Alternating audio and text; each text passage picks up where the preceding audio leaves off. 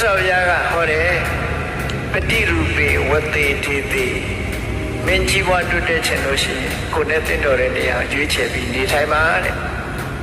အရိယမိတ်တကရောတိယလူတော်လူကောင်းတွေကိုမိတ်ဆွေဖွဲ့ပါ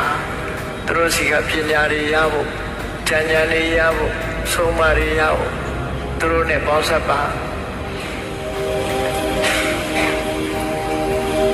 သမ္မာပဏိတိတံပန္နောကိုပြင်မာ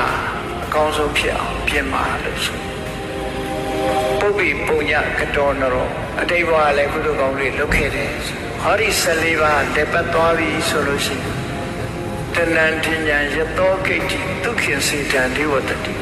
အောင်ရင်ကြီးပွားမှုတွေအကုန်လုံးပစ္စည်းဥစ္စာတွေလည်းသူစီရောက်လာမှာပဲစားစရာတွေလည်းသူစီရောက်လာမှာပဲကြော်စောမှုတွေလည်းသူစီရောက်လာ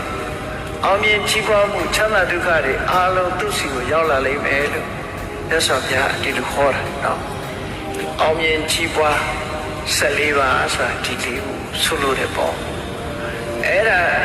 ကုသနာမှာရှိအောင်မရှိသေးရင်ရှိအောင်ကြိုးစားဖြစ်အောင်ကြိုးစားအပြင်အကြောင်းကတော့ရှားရမယ်အတွင်းအကြောင်းကတော့ကိုယ်တိုင်ကြိုးစားဖြစ်တယ်ပေါ့